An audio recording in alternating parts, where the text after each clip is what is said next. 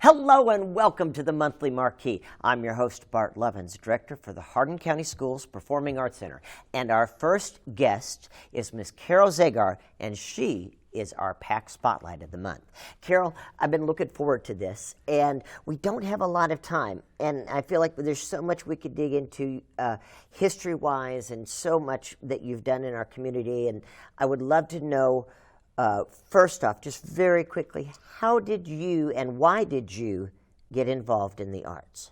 I actually started ballet at my school, and I lived in Cincinnati, and they offered dance classes on Mondays after school. And they brought in a gentleman named Jack Loiseau, and Jack was a type A go, and he started the Cincinnati Children's Theater, which I'm sure you were well aware of.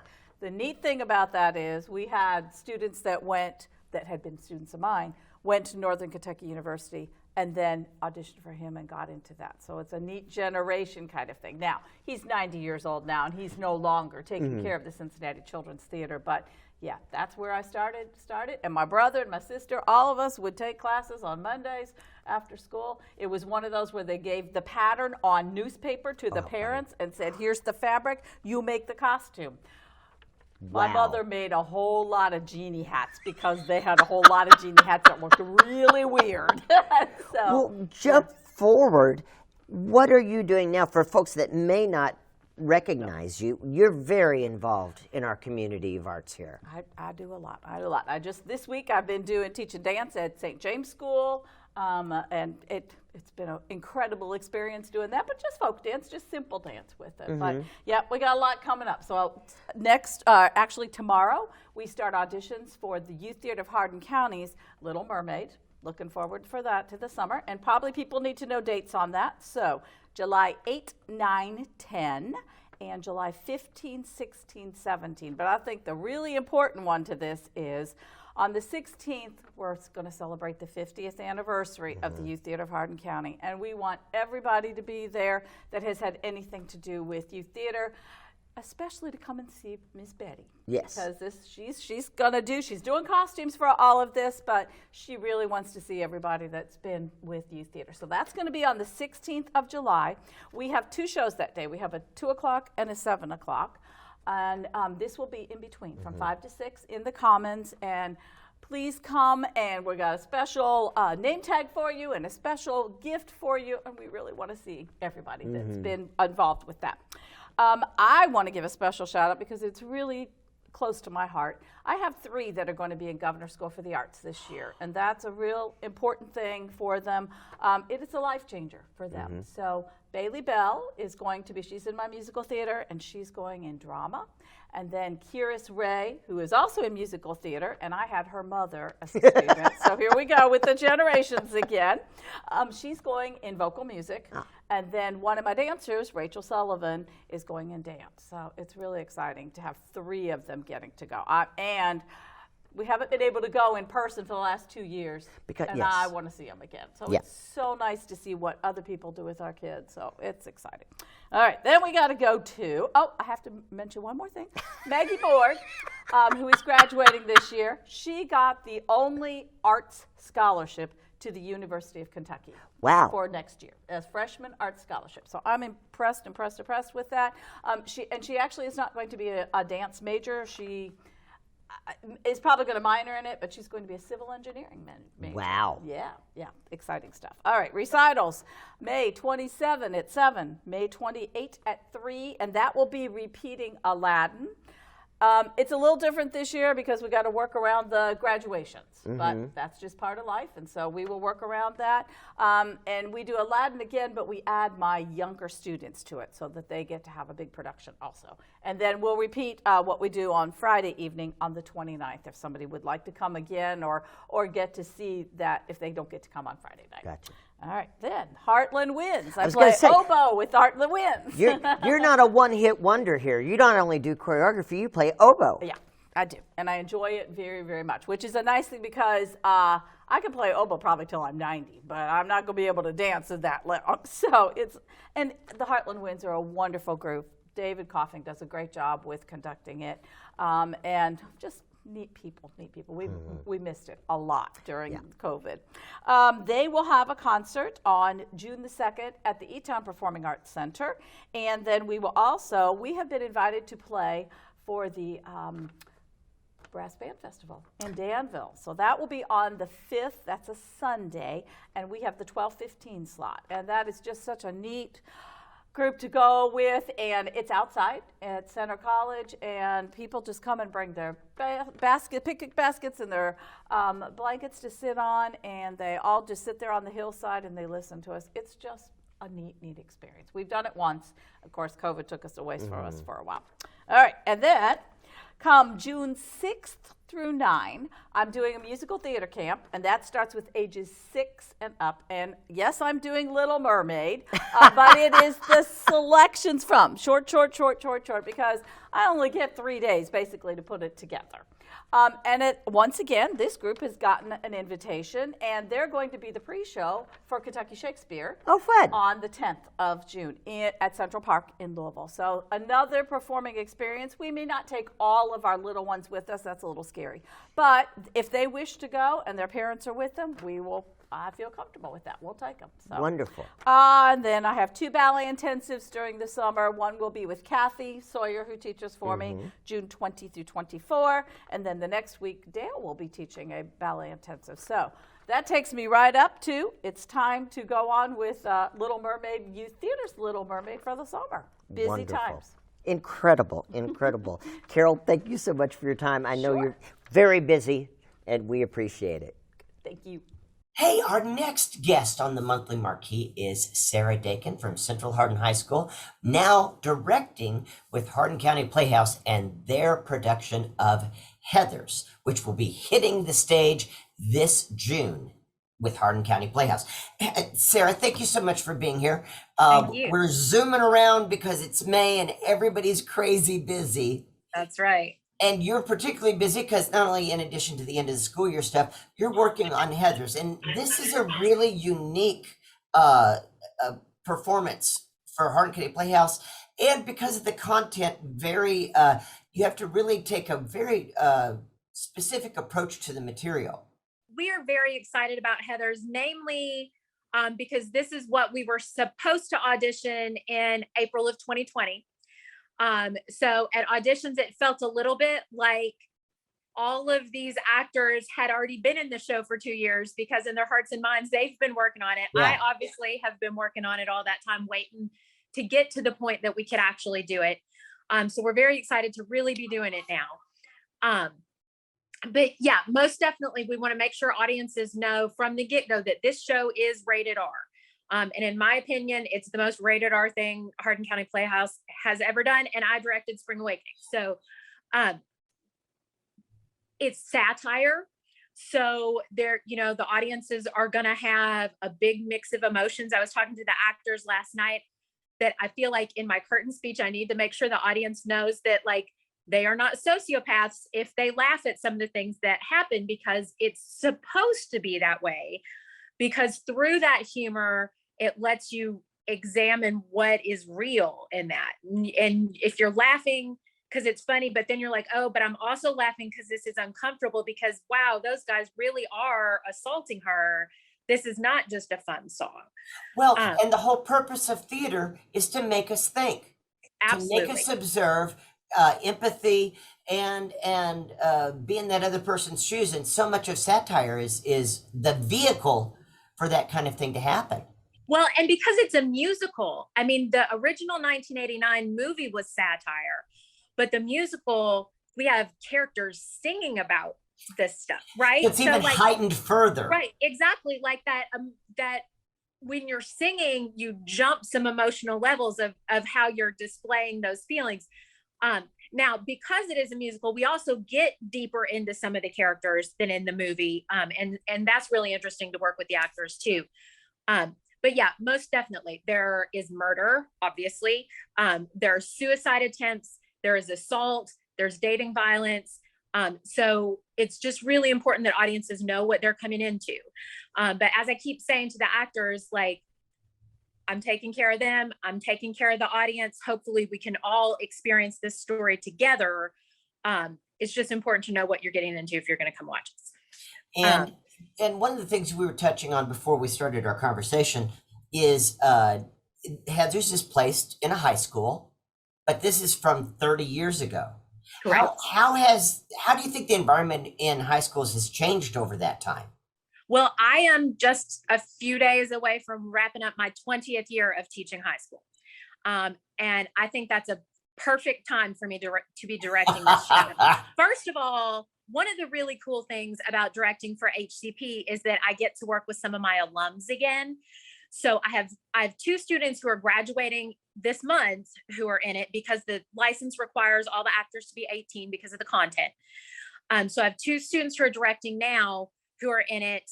And then a handful of others from previous years. So about a third of the show are Central Hardin alums, which is really exciting. But yeah, absolutely. I mean, we have a story about a kid who wants to, I mean, it's not about him, but that we'll get into that with character development. But we have a kid who wants to blow up his high school in 1989. Okay. In April of 1999, 3 months before I started teaching high school, we had Columbine. Right. So this story was created in a world where we didn't have to practice lockdown drills at school as a regular basis. You know, I mean, like our experience and the generation of my actors, because, you know, I fundamentally remember Columbine happening. Most of them were not born yet. Yeah. And even the people playing the adults, it's kind of similar to Spring Awakening, where you have just a few adults playing all the adult characters. Even the adults, I have one who was in high school when it happened, but even the adults went to high school after, for the most part. So, you know, it's really just that generational experience of what we have to do just to be able to go to school right now. And, you know, like, our daily routines have to reflect that. The construction going on in my building right now has to reflect that. Mm-hmm. And so not only the singing of these feelings updates it, but now our experience of school juxtaposed with the experience then feels ridiculous sometimes. And that helps us with the satire. Well, Sarah, thank you so much for your time. We're going to scroll at the bottom of the screen the dates and how to get information about the production. And I'm looking forward to seeing it. Thank you so much. Excellent. Thank you so much. Hi, my name is Savannah Weber, and I play Veronica Sawyer. And I'm Jackson Smith, and I play Jason Dean. And we are currently both in rehearsals for the production of Heather's a Musical put on by Hardin County Playhouse. The reason that I wanted to be in Heather's Musical is because it is so full of these powerful emotions that are vital to the human experience, but aren't necessarily safe for people to experience in the real world. And I think this show provides a safe place for people to experience these emotions. And the reason I did the show was because there are so many instances in this show that the audience will relate to, regardless of their age or how familiar they are with the show, because so many real things are occurring that may bring out some emotions in the audience members, and we are here to tell that story. And also the music does an excellent job of portraying those emotions and those feelings. Folks, my next guest on the Monthly Marquee, taking time out of his Mother's Day weekend, please welcome Greg Thompson. President, is that the correct title? I am president. President of the board for Youth Theater of Hardin County. Greg, now I know that you are probably a face that is familiar to many people watching because you've worn a lot of hats in your day. I have. And you can tell by the hairline. I know that you've helped us out incredibly over the years, and you've worked with a lot of other organizations as well. Now, I know why you got into youth theater, but if you could share with our audience a little bit, what brought you to this position? Okay.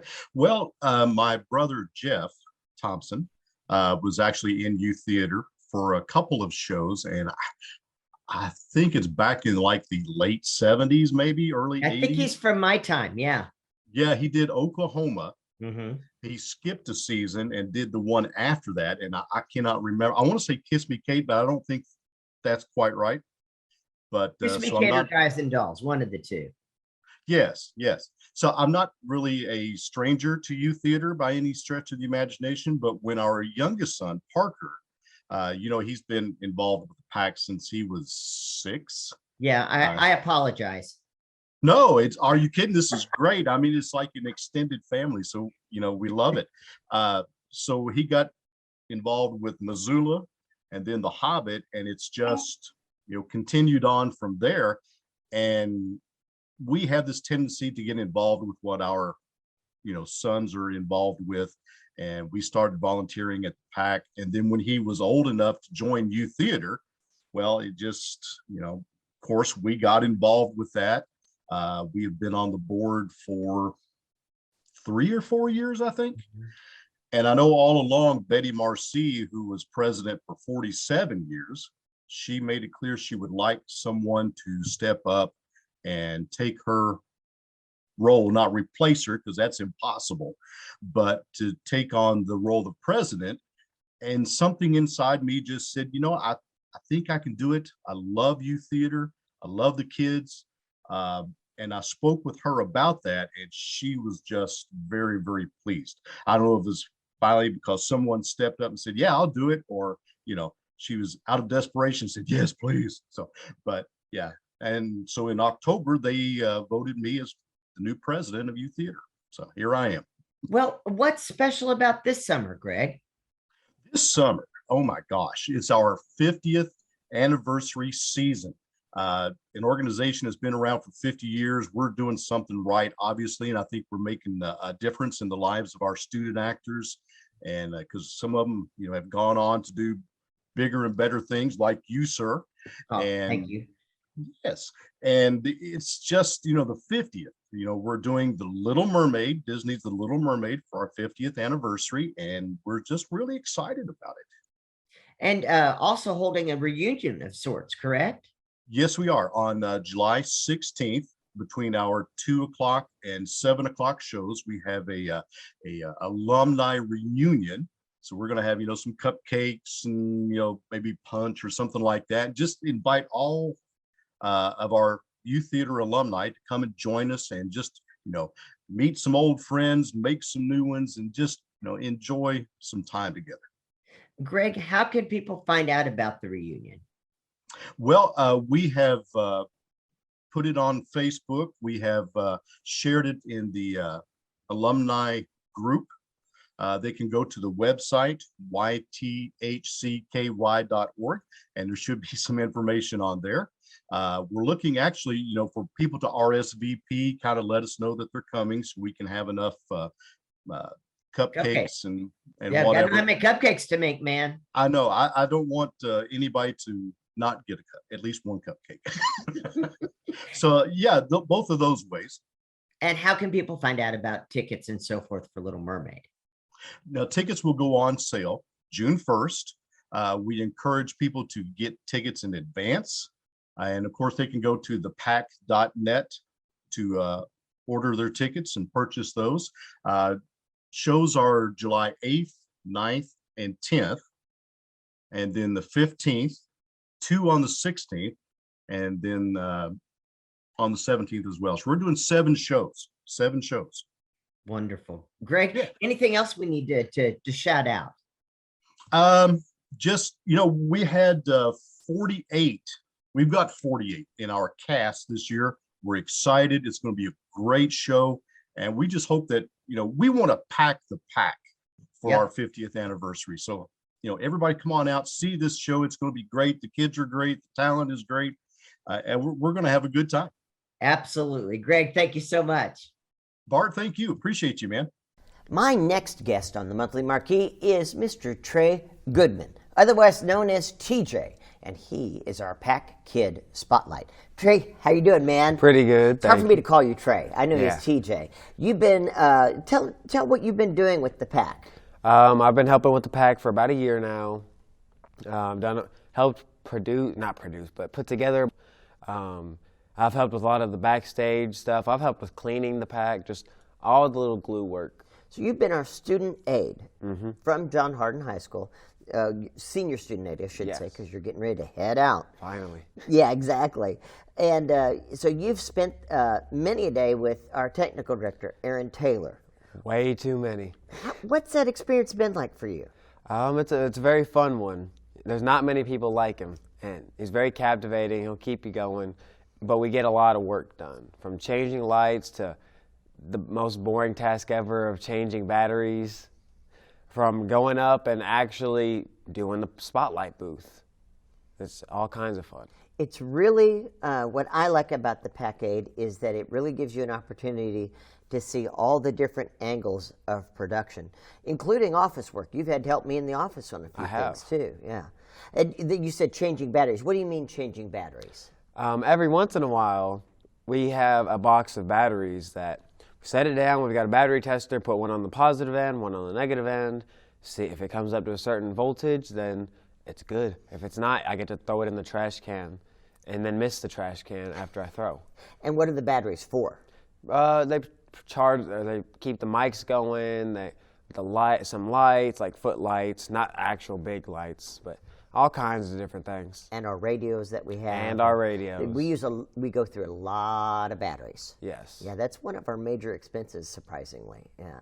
And having done all this work at the PAC, what has it taught you? I mean, how are you different now, having been through a year with the PAC staff, than you were before? Back then, I wasn't really that good working with my hands. Stuff like just the biggest thing is just learning how to use tools. Like, I know how to put chairs down and stuff like that, but putting together sets on my first day in there, like that experience, like we come back almost a year later and I know exactly what I'm doing. I know exactly what the tools are. I know what they do. I know how to use them. I know how to fix things. It's taught me a lot of good life skills. I think so too. And you're going to be using some of those life skills at ECTC next year. Yes, I will, because I'm going to hopefully get my associates in applied sciences and electrical technology. And what do you plan on doing with that? To become an electrician. Okay. But that's not your live stream, is it? Nope, I want to become an actor. You have big ambitions. I do. Not because I want to be famous or want to be rich. I just love acting. What do you like about it? It allows me to become someone that's not myself. I get to go out there. I could play an evil person or a jerk, because I'm a nice person myself. And when I was in that show, my guy is really, really stupid, kind of rude. That's not me at all. But it allows me to be people I'm not, and it allows me to entertain others. I know that performance in Wedding Singer that you were just talking about has been one of your most rewarding experiences, because you were sharing that earlier today when we were having other interviews. And I know part of what makes that rewarding is entertaining folks. What else made that rewarding for you? Just seeing all the hard work put into bringing it all together. We started in like late October. Our show was in February. Every day it was 3 hours of practicing, of rehearsal, of singing, just everything coming together.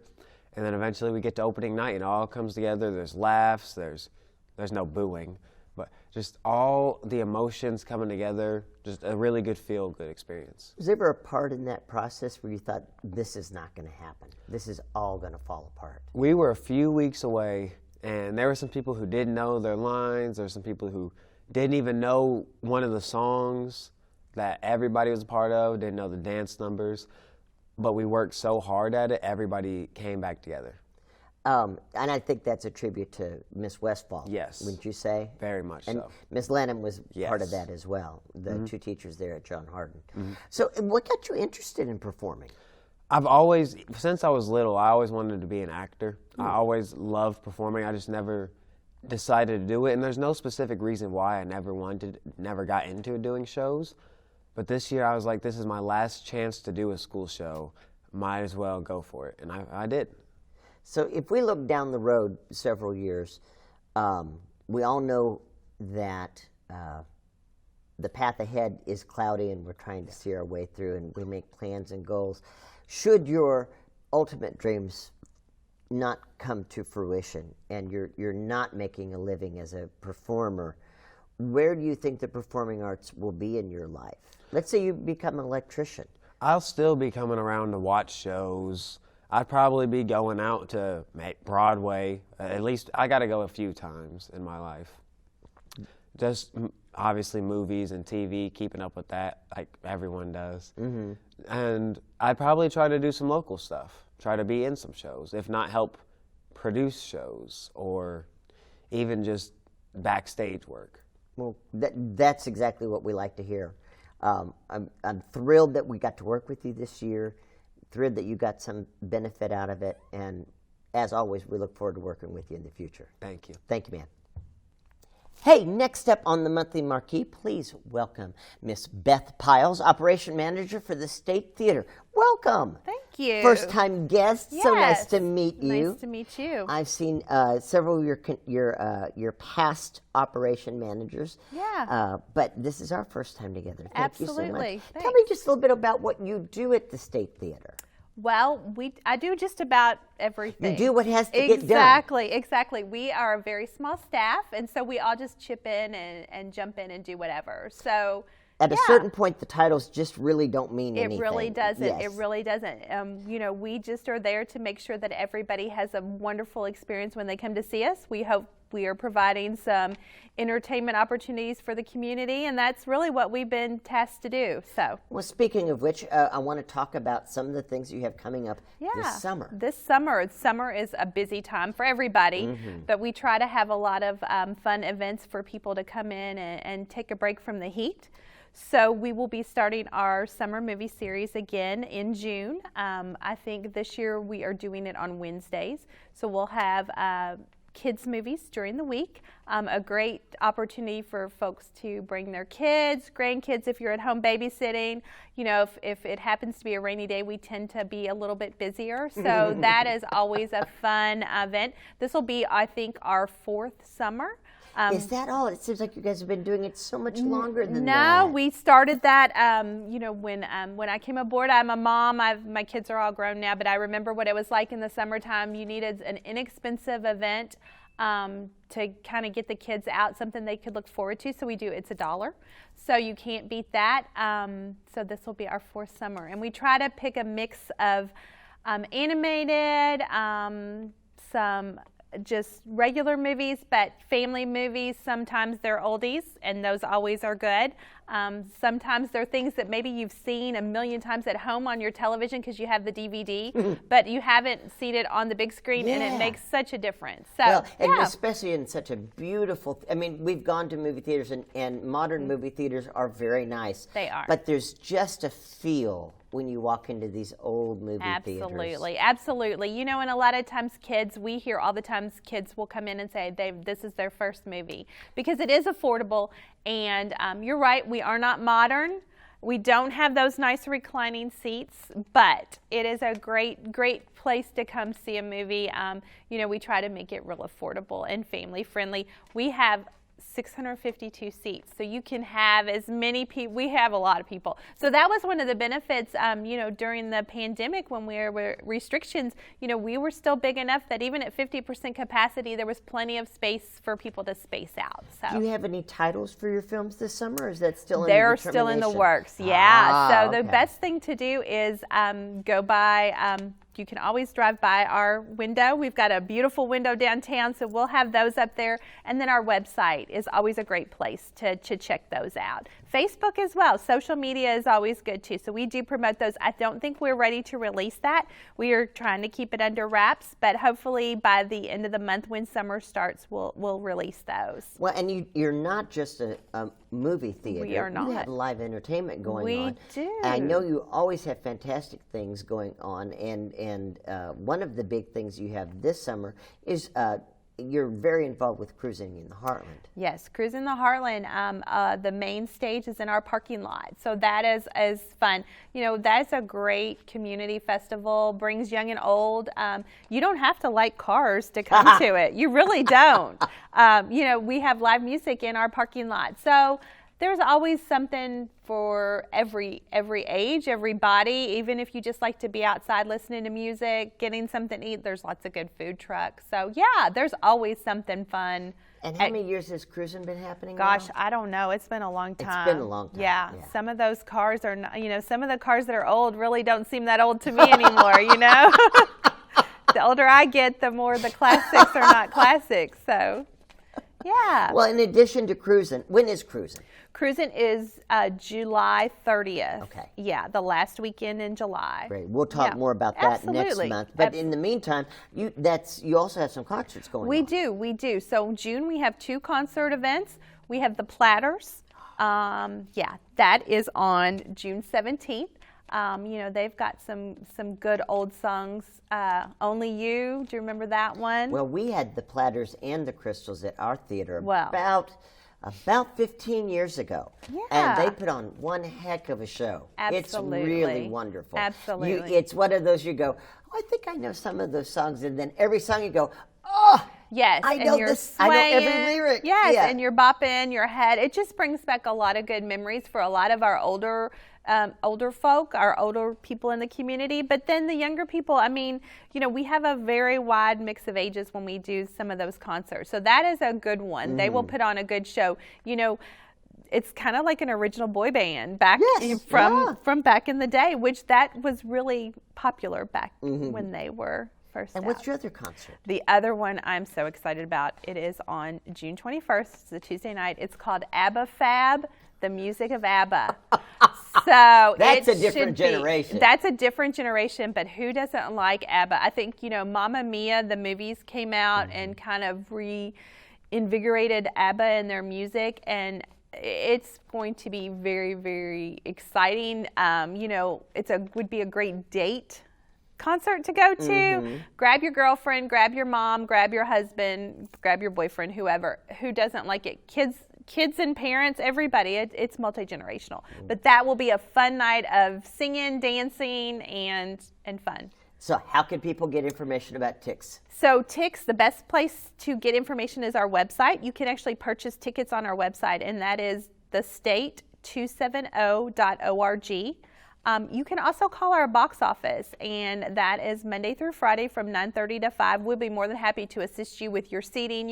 We have 652 seats. It's very intimate. There's not a bad seat. It's not like going to the Yum Center. Right. But we do have people that, have special seats they like to sit in. So call us. We'll help you if you've got a large group, or even if you just, hey, what's the best seats? We'll be more than happy to help you do that. And that number is 270-234-8258. So you can always call us, and you'll talk to myself or Priscilla, and we'll get you a good seat. Beth, thank you so much. You're welcome. Thank you.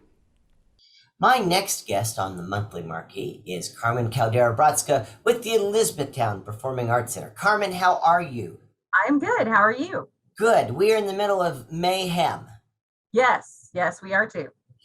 So what's going on over at your facility? Well, we just had a large event with the TK Stone Choir and Art Department, which included some instrumental music as well. It was kind of a arts night kind of event, which went over really well. And we are in the middle of rehearsals for Morningside Elementary's first grade play, which is called Bugs. It's really cute. 90 first graders. Oh my, that's a lot of bugs. It is a lot of bugs. And they're going on a picnic. They are converging on a picnic. So yes, we have army ants, and we have graceful ladybugs, and monarch butterfly soloist, and it is quite the Sounds event. great. Yes, and that's coming up next week. And then we have a TK Stone Band concert on Sunday, May 22nd at 4:30. Elizabethtown High School Band concert the next day, Monday, May 23rd at 7 o'clock. And there are going to be multiple combinations of the band performing. I think maybe some jazz band and their regular concert band. Should be a great evening of music. And those are free to the public. And I'll be posting that information on our Facebook page for people who may want to come enjoy some free music. And then Thursday, June 2nd, we have a Heartland Winds concert at 7 p.m. And I do not have any more information on that yet, but I should by the next time we meet. And that will also be posted on our Facebook page. Wonderful. We just had Heartland Winds last month. They're one of my favorite groups to bring in. We're looking forward to it. Now, you've had them here before, or is this first time? I believe they were here many, many moons ago, Okay. before I was here. So this will be my first time having them, but I think they've been at the EPAC before. Cool. No, yeah, just fantastic musicianship. And if their concert is like for you as it was for us, that's usually a free concert, and it's well worth the price of admission. Yes, it's really fantastic. Yeah, I believe it is free, but I didn't want to say that for sure until I have all the facts. But if it has been for you, it probably is. That's what I think. But it'll be nominal if it's not free. I'm pretty sure it will be. So we're in May. Things are wrapping up. How do you, when you look back at the last year, as we've come out of the quarantine and the pandemic and the masks and not masks and maybe masks, how are you? How do you feel things are going at this point? What's your takeaway from all of this? I think my takeaway is how resilient our students are. I met with the parents of the cast and crew of 1984 2 nights ago to talk about our upcoming performance in Lexington. Well, now you're burying the lead. What's going on? Oh, well, of course, we had great success with 1984 there at your PAC. Absolutely wonderful experience for our cast and crew. They could not be happier having been there. And we had such a great response that I was contacted by a person in Lexington that wanted us to bring the show to Lexington. So we will be doing that June 26th, I believe. It's a Sunday. I don't have show time or times yet. We are working most of that out tonight. Okay. Hopefully by the next time we meet, I will have more information on tickets and That's exciting. That's very exciting. It is. I was concerned if students would be available in the middle of summer. Not to mention I have 4 or 5 graduating, but all except one have signed back on, and we have gone back into rehearsals because it will be a completely different space. So everything has to be reblocked. So it's going to be a fun challenge, but they are just so excited because they were so sad to see it end. And well, yeah. Then, a day or 2 later, I was like, you want to come back and do it again? And they were all over it. So yeah, I was talking to the parents about what all of that entails. And I told them, I said, I'm just amazed at the resilience that these students have had, because we have heard so much, and it's true that a lot of young people did not come through the pandemic as well as we had hoped that they would. But what I have seen is that particularly our young artists are just so excited to be back doing what they love, whether it's our band, our choir, our visual artists, our actors, stage crew. They're all just so excited to be in front of an audience again and to be together making art again. And it's been beautiful to see. Wonderful. Looking forward to hearing more about your summer field trip. Yeah. And what's up ahead for E-Town Performing Arts Center. And again, thank you very much, and I'll talk to you soon. Yes, thank you. Good seeing you. This fall, we'll open our 21st season at the PAC with a new spin on a tale as old as time. Disney's Beauty and the Beast has been on my director's wish for a long time, but I've never been quite sure how to bring it to life. I spent the better part of the last 2 years then researching and developing my approach to this classic story. First, I read the original fairy tale, although not in original French, and then studied the Cockatoo silent film and, of course, the classic Disney cartoon upon which the musical is based. When comparing these adaptations to the numerous stage versions available to watch on YouTube, my biggest issue with most stage adaptations was confirmed. To put it bluntly, I just find it difficult to accept a 6-foot-tall candlestick. So, given my long history of puppets, the solution was staring me in the face the whole time. All the enchanted objects should be puppets, as close to the actual size of the objects as possible, and be performed by the castle servants, who are now just a shadow of their former selves. Because of the number of puppets required, it was determined that half would be built here at the Pack and the rest turned over to our friends in North Carolina, Kevin and Carrie, who designed and built the puppets for our production of Little Mermaid several years ago. That decision, in turn, it influenced our approach to costumes and makeup, which have continued to evolve over the last year.